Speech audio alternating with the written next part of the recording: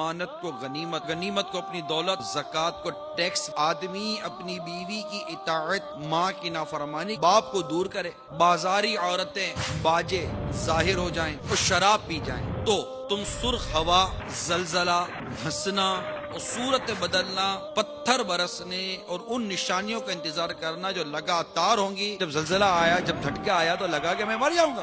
تبدیلی کیا آئی ہے؟ کیا لوگوں نے فجر کی نماز جو نہیں پڑھتا تو فجر کی نماز پڑھی تھی؟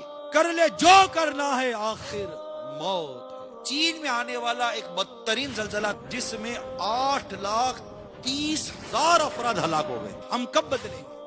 پچھلے دنوں ہمارے یہاں سیلاب دیکھیے کیسی تباہی مچا کر چلا گیا۔ اب ساحل سمندر کو دیکھیں، سمندر اپنی جگہ بے رہا ہے، آپ اس کے اندر جا رہے ہیں، کود رہے ہیں، سب کچھ کر رہے ہیں، مگر اسی سمندر کو رب کریم کا جب حکم ہوتا ہے کہ اٹھ، یہ اٹھتا ہے 5 فیٹ 10 فیٹ 100 فیٹ تک، یہ اپنی بلندیوں تک جاتا ہے، اپنی حدوں کو توڑتا ہے۔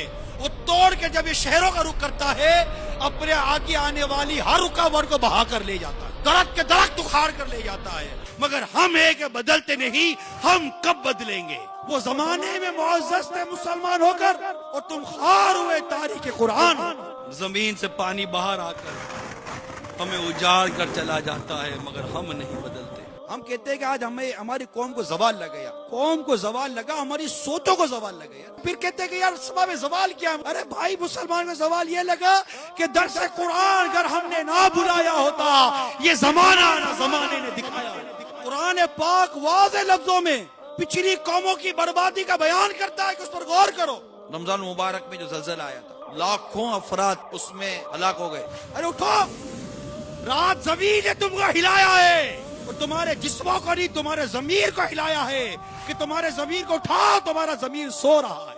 اب بھی نہ سمجھے تو یاد رکھو مسلمانوں، تمہاری داستان تک نہ رہے گی داستان۔